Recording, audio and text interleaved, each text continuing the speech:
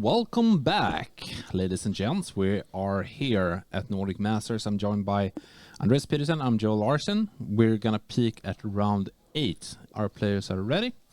So it's going to be a fantastic last match. I'm looking forward to this. Actually, Rasmus is a player from Stockholm. He's like a local grinder. Yeah. I played him actually at Grand Prix Stockholm when I played Blue-White in the mirror match in the quarterfinals. Okay, amazing. So he has some accolades from field-tested player. The past. Yeah, for sure. This is not his first rodeo, and that is something that's going to be useful because, you know, the last match of the day, pressure's high. You want to end on a high note here. So absolutely. Experience in the feature match is definitely a thing. If this is your first time being on camera, maybe you're feeling a bit nervous. You're starting to think maybe like, oh, this hand, can I keep this hand? Yep. If I just draw a land, I can win on feature match. You know, you start to make these kind of stupid mistakes that you otherwise would never do. I definitely have heard people say, I mulliganed this hand because I was in a feature match. I didn't want to look silly. I've heard that argument before. Yeah. So it does exist out there. Looks like the Dimir Frogtide deck won the die roll. Very important in a matchup where both players are playing frogs. Oh, definitely. You want to be a first mover on that 2-drop. And no faults for Rasmus on turn 1. It's pretty important, especially if the Murktide player actually does have his frog. But it doesn't seem like it has it. He has ops for a period. The double bottom last turn was maybe a hint of things to come here for Bjørnar, because I think, we're still... Did we bottom both cards again? No, one top, I believe. Okay, perfect. He kept the counter spell and bottom the Force of Negation. So I'm wondering, for Bjørnar's sake, I hope he has another Force of Negation, because otherwise maybe something weird can happen. Yeah, I think if the Goryo's deck starts on Hallowed Fountain, nothing bad can really happen that Force of Negation would take care of. So now it's going to be exciting to see if it's Psychic Frog or it's the... I always forget the Archaeologist. I think... Yeah, that too. So yeah, you're right. Lots of options. I guess the Swamp tells us it's not going to be the Faithful Mending, so... Yep. Yeah, that's right.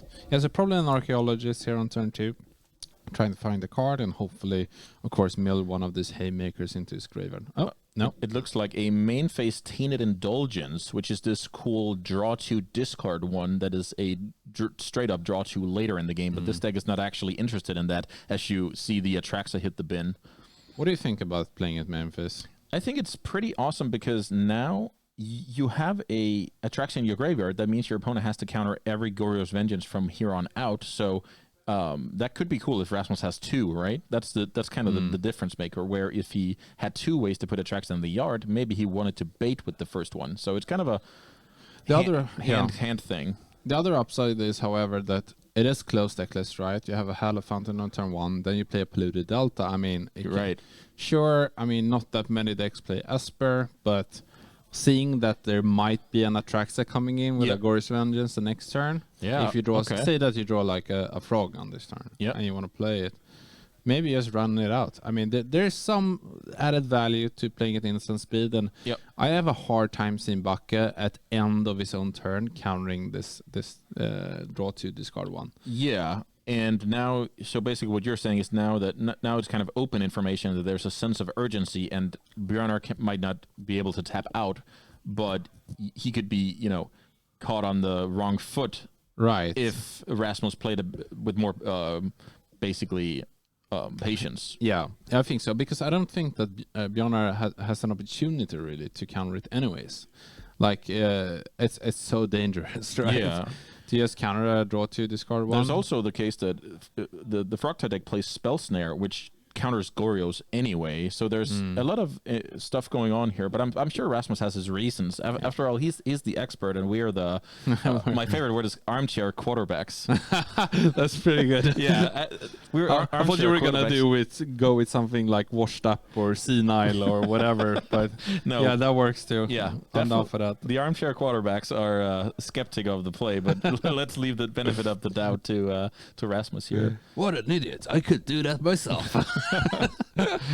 No. A little bit of shock damage here, so both players are, flexing their muscle with instant speeds, like the threat of what could be. I really like this when I'm in the combo seat to try and pressure the control deck's mana, because now it's going to be tough to, tap out for creatures. as we see. Absolutely. I think this is weird, but I think this game actually plays better into Rasmus than it does for Bjørnar. Okay. The thing is, like, Rasmus is threatening a lot more in like an instant speed battle when he untaps. So Bjørnar has to let Rasmus resolve a lot more card, which is instant speed, than Rasmus has, right? Because the only thing that Bjørnar really is threatening is like a big Murktide, you know? And it's like a bit of a problem with the Dimir Murktide deck is that they're not really playing flash threats. So it's kind of hard to like get on the board if you don't have a frog on turn 2 or like a turn 3 Murktide or whatever. It definitely sets high standards for you. Like you need to hit your land drops, because other than if you don't, things can get a bit awkward from the control side of things. As we see the Goryo's Vengeance getting tutored. So right now we don't know if that's the first copy or the second copy in Rasmus's hand. And Bjørnar can't rule that out either. So maybe he has to hold up 2, double counter magic from now until the end of time. That's basically what Rasmus is hoping, to find a better spot to go for it. Because the problem is, like, when Bjørnar actually plays a threat, like say that it plays a frog, then I assume that Rasmus is gonna go for some stuff at the end of Bjørnar's. That is the go sign. Yeah, exactly. As soon as Bjørnar goes for like some kind of sorcery speed threat or whatever, then it's Rasmus can like kind of tapping out with some threatening spells, and then he can untap and kind of follow it up with game winning Goryo's Vengeance or whatever. By the way, this shows pretty great matchup knowledge that the Psychic Frog is discarded to this Faithful Mending, which, well, Psychic Frog should be a great card, but the context is there's so many turns passed by, and Fatal Push is a 4 of in the opponent's deck, so it's just so likely it's just going to die to a fatal push. Absolutely. And you can see that Rasmus also has a Thoughtseize in his hand, and I kind of love him not playing it. Slow rolling the Thoughtseize, that's absolutely a big boy move. Yeah, because there's no real rush right now. There's a clock, but it's not a massive one. Like Orcish Bowmaster, sure, it's starting to hurt if you're gonna play Faithful Mendings and stuff. But all right, this is super nice for Rasmus. He can kind of end of turn tap out for Solitude. He's tapping out for a good card, but not a great card. And that's the exact spot you want to put your opponent in when they're playing control. When they can't really afford to counter it, but it's still a good card to resolve. No, absolutely. And I think that the Orcish Bowmaster should be exiled from Solitude as well. Yes. It's actually relevant in this deck. It is. The number of cards in your graveyard has everything, when you're delving for Murktide, etc. Yeah. We will get that sorted out. And Bjørnar doesn't counter the Solitude. He obviously has a bunch of counter spells, but he doesn't go for it, and I think this is kind of smart. I mean, I'm not loving his position. No, it's actually quite annoying that this is a 5-drop. Doesn't get hit by Fatal Push. I don't know if there's any clean answers to it aside from just playing a bigger creature. Yeah, I think his best way of going in it is like having some patience, and then perhaps playing another Bowmaster at a time where he doesn't feel threatened by Rasmus. And if that happens, he can like make a 2/2 army and block perhaps, or at least it's a standoff. Yeah, that is true. That is kind of a clean answer, but it would require you to stay back with the Orc army, or be willing to trade off the Bowmasters. So, kind of a good spot that Rasmus found here with his Solitude. Absolutely. No, I think Rasmus played this very well. There's no rush. He has the instant speed cards that actually does something. Bjørnar has a tough time adding to the board or progressing his game plan at instant speed. Sure, he can do 2 cards with Archmage Charm, but in game 1, I mean, he doesn't have that many counter spells, so he probably needs to keep him for the most important spells. That is traditionally a card that's good in draw-go scenarios, but the context is here that it's also a counterspell to not just die to an Atraxa, so I think that'll be a cancel for this game most likely. Yeah, for sure. Yeah, Rasmus, no rush. I mean, I think at some point, I think Bjørnar kind of has to do something. Yeah, exactly. Like maybe going for a end of turn Solitude, but then again, I mean, Goryo's Vengeance is an instant, and you don't want your opponent to draw 10 cards. Oh, you mean Subtlety? Yeah, Subtlety. Yeah, Subtlety. Yeah, okay. Not Solitude. Yeah. Yeah, I messed them up as well. So, but yeah, you're definitely right. That is some kind of answer. But yeah, that Goryo's Vengeance deck being so, like, with so many instances, just brutal for the timing.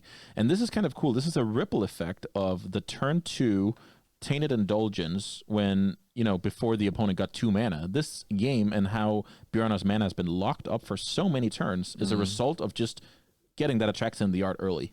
You know what happened now, though? He drew Cling to Dust, which is a pretty nice card. Oh, for sure. It's like a 1 mana counter spell, basically. It's even better because it gets rid of the Attraction and future Goryos are not live until another hits the bin. So, but he does have 2 in the bin currently. There are 2 down there. But still, I mean, it threatens the escape, right? There's plenty of cards in Bjørnar's graveyard, of course, to escape with. For 1 mana, it counters the Goryos, and for 4 additional mana, it counters another one. So all of a sudden, answers are not the problem. It's going to be the mana situation, right?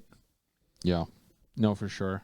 Because currently we're losing to the subtlety from the Murktide's perspective. Absolutely.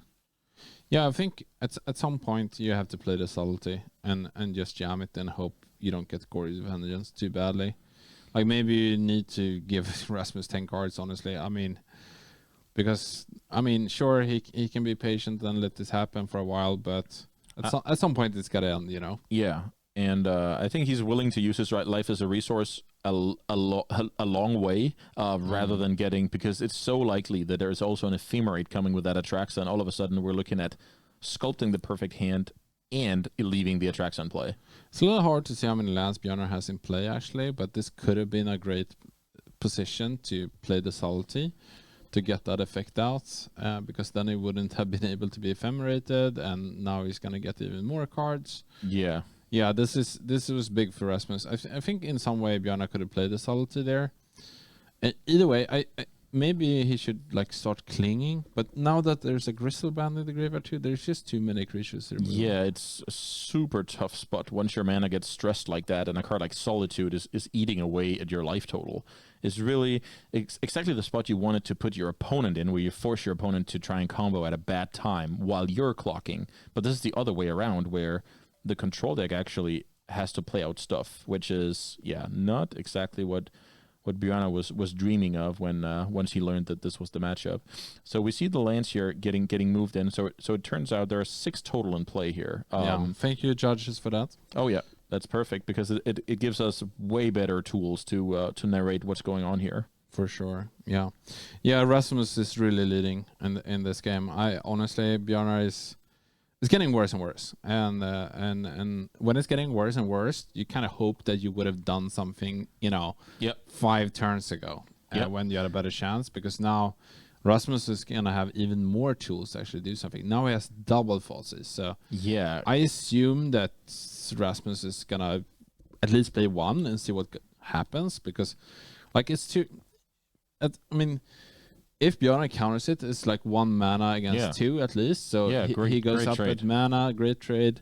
If it doesn't counter it, he gets all the information in the world, which is very, very powerful right now. I would say so as well, because the difference between, does my opponent have 3 counters or 5 counters, that difference is huge. And the Cling to Dust, of course, being the biggest one to know about in my book. Yeah. But it seems like Rasmus doesn't go for it. He doesn't feel... He must have a very specific plan when it comes to when those thought seizes are getting fired off. Maybe it's supposed to be the turn after Bjørnar starts doing something proactively. Yeah, it seems like Bjørnar wanted to play a subtlety there at the end of step, but Rasmus had already gone to discard step, so he wouldn't allow it. Oh, okay, a little bit of communication here, which is very important when you play Paper Magic. You need to communicate clearly to which phase are we in, etc. So absolutely. Another Ephemerate here.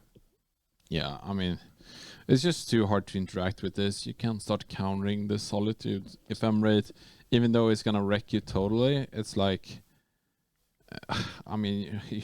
you're gonna die from a Goryo's Vengeance, which your opponent very much likely has. Yep. Right? So here, Solitude providing so much value, such a big life swing this game, getting rid of the initial Bowmasters, and now even getting Blinked to kill a frog, which was, a way to get back into the game. He didn't go for it again.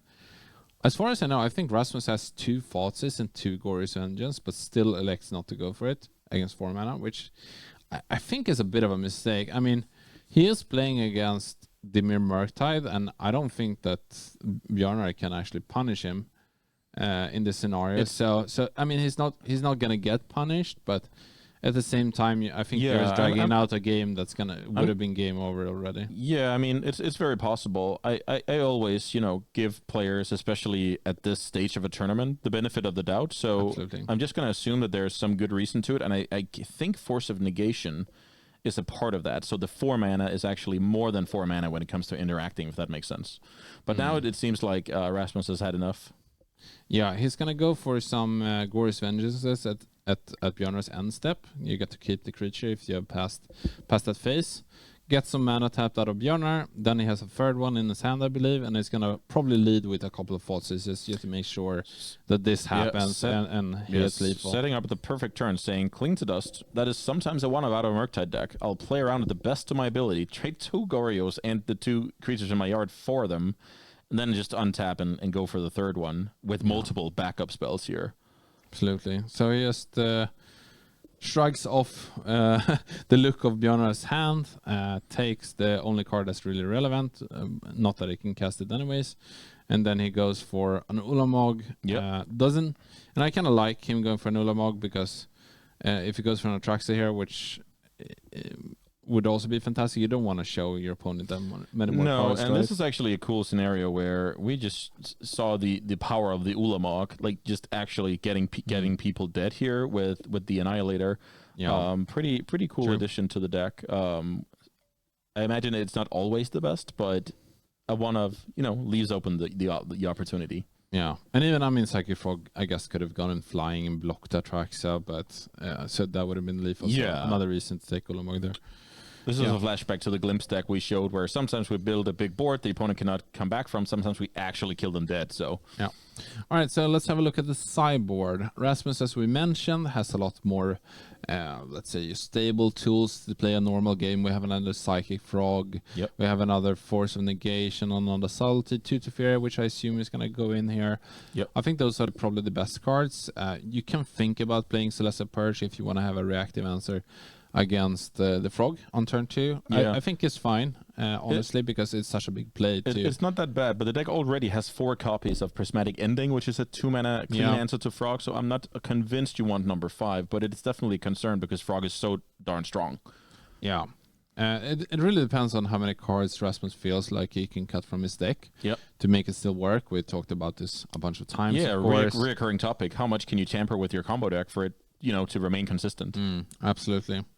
And then if we have another look at Bjørnar's sideboard, we have another Force of Negation, a Neo Spellbomb. I assume those are going to go in. For sure. We have a Hardbringer of the Seas, which seems fantastic against Esper deck. Yeah, that is a weird one, because if the opponent has it on their radar, it might not do that much, but if you can catch them off guard, you can definitely wreck their day. So because usually you want to, especially against a deck that doesn't pressure your life total that often, go for your shock lands, go for your surveil lands. And the surgicals, of course, will come in here. I think what's good with the Harbinger of the Tides is it's like this card. It gives Bjørnar another way to really punish Rasmus, like having a game-winning play. Yeah. Against him if Rasmus taps out. Like the first game was a pretty good showcase of that Rasmus was the only one actually holding a lot of power. In like that's often what happens in control mirrors, is that like you play Drogo, but if there's only one player that can really punish your opponent when they're tapped out, that player can also just start tapping out themselves. And there's a huge edge in the matchup, and we saw that in game 1. But if you have a Harbinger of the Seas, then you can actually punish Rasmus pretty badly. That is a cool analysis of exactly that. If only one deck can take advantage of the draw go, then it's lopsided. So this is a way to break that and make it more of a fair game, so to speak. Yeah, because you don't care that much on turn 5 if there's a Psychic Frog on the other side if you tap out. I mean, so I think that makes a big thing. Yeah, that's kind of cool. And there's a chance it just straight up wins the game. And if not, you have multiple pitch cards that it can, be fodder for. I'll be interested to see how many of the reactive removals that the Dimir Murktide deck can actually remove. I mean, he did see Rasmus discarding a couple of frogs, I think, into his graveyard. So he has to respect it. I think he has to understand also that, Rasmus will have it post-board. This is the kind of matchup you wanted, right? Yep. So he probably will have to keep a couple of fatal pushes of some sort. Maybe a couple of spell snares, although spell snare not fantastic on the play against Frog, because you probably want to tap out for your own Frog, honestly. So it's going to be tough for him to actually cut cards. I don't think he has that many bad cards in the matchup. Maybe Salty, perhaps? Yeah, there's something like Subtlety. The Toxic Deluge is kind of easy. But even the Bowmasters have nice utility against the draw spells out of the Esper deck. So yeah, for sure. And it's also a flash threat, which is can be quite important. Because the draw go is inevitable to happen. Both players want to find good timings for their cards. Not inevitable. Not inevitable. Hopefully for Rasmus it happens. Oh yeah, because we just saw exactly what he can do given, enough time. Absolutely. Putting the opponent's mana under pressure, and that's basically why it was a metaphor that we couldn't see the lands. They were out of the picture, but so were they for Bjørnar. They were not, not actually available. They were locked to hold up counter magic. Absolutely, yeah.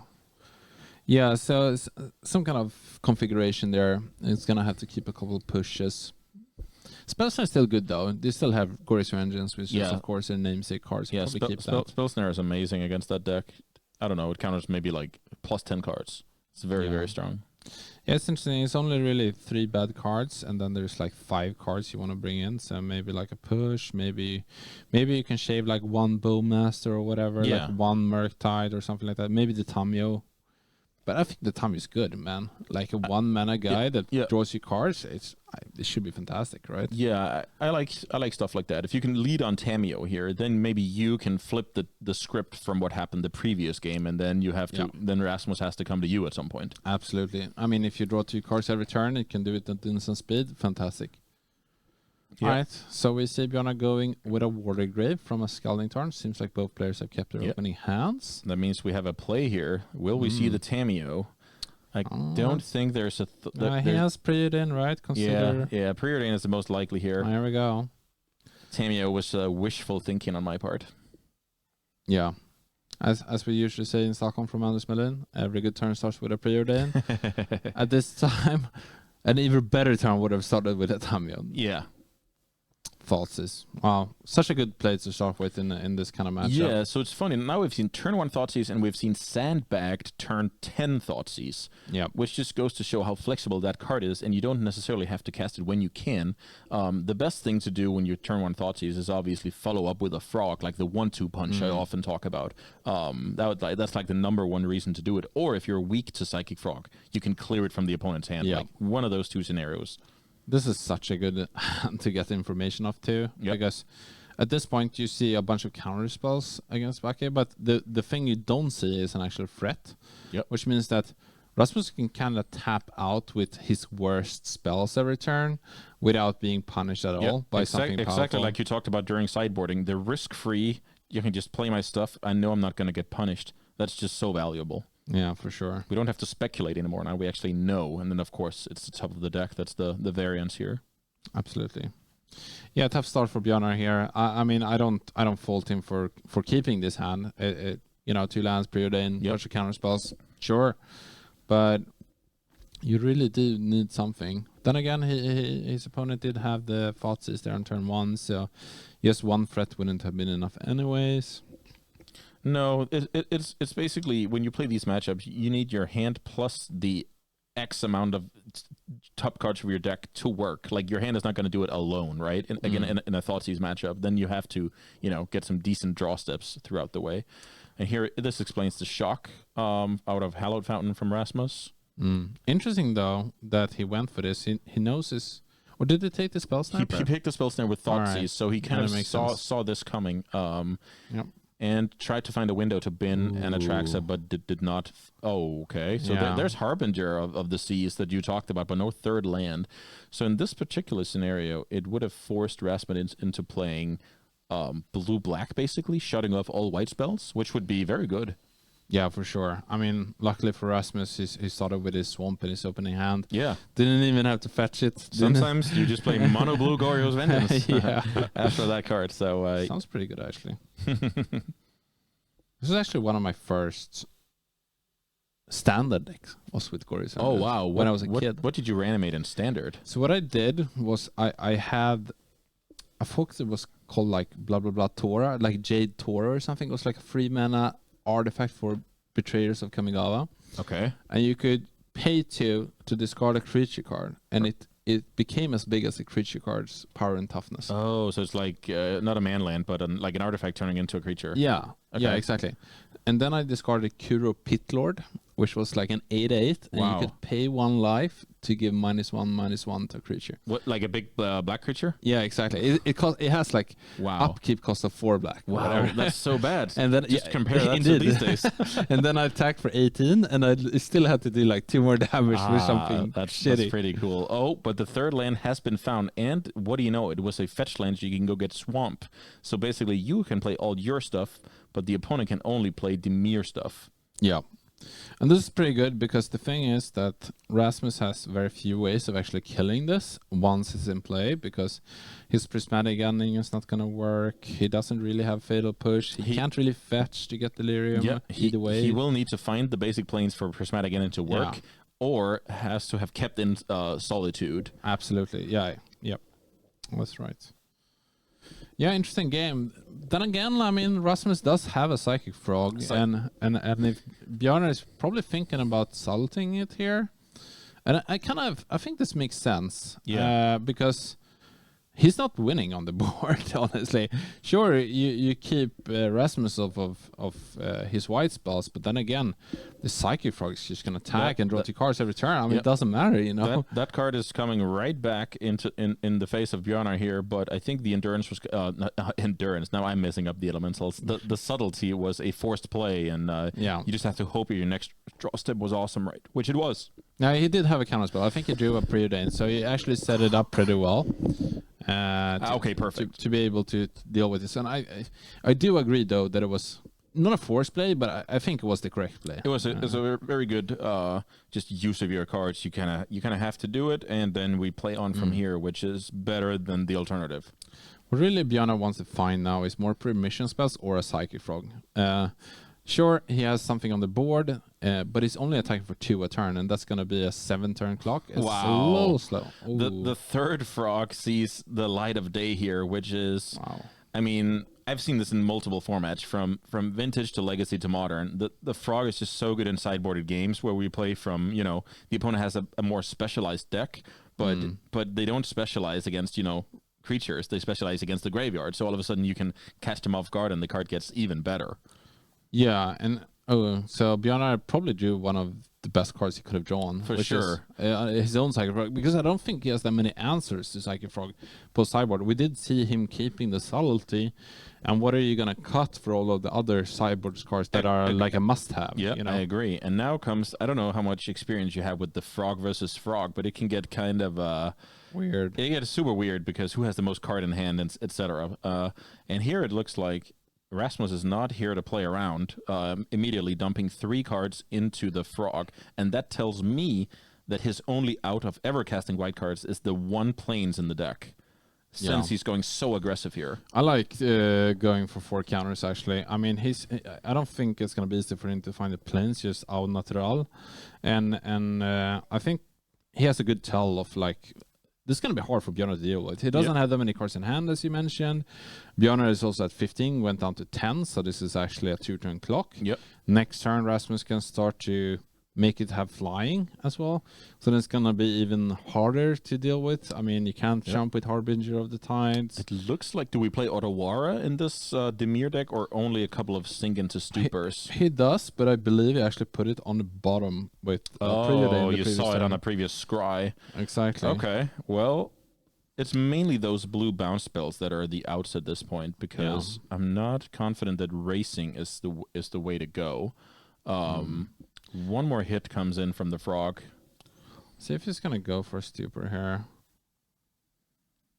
I think you should go for it because you have force and negation, right? So you probably want to do it now if you have it. But I don't think he has it. I was mainly speculating on like his actual outs in the game. I didn't spot it or anything. Oh, smart. So he goes for a Cling to Dusk.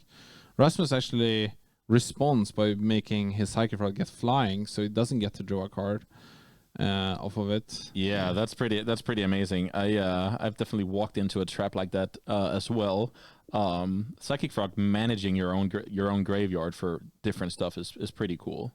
For sure, for sure. So Psychic Frog is attacking. This actually puts him dead unless he draws anything. I think attacking is a good play because blocking will give him one more draw step, so you might as well get the one draw now from Frog, right? Sure. I mean, you do get untapped mana next turn, and you also have time to use the new spell. Yeah, that is correct. But that will do it. That was pretty cool to see. Just Psychic Frog. I mean, 3 copies of it, sure, but just beating a handful of counters, opposing Psychic Frog and a Harbinger. Just pretty amazing to see that whoever hits first with the Psychic Frog can actually overcome all sorts of bad scenarios. Absolutely. All right, so Rasmus picks this one up. That puts him at 7-1 for the day. Pretty nice starting point for tomorrow. He'll be sleeping well and good for tonight.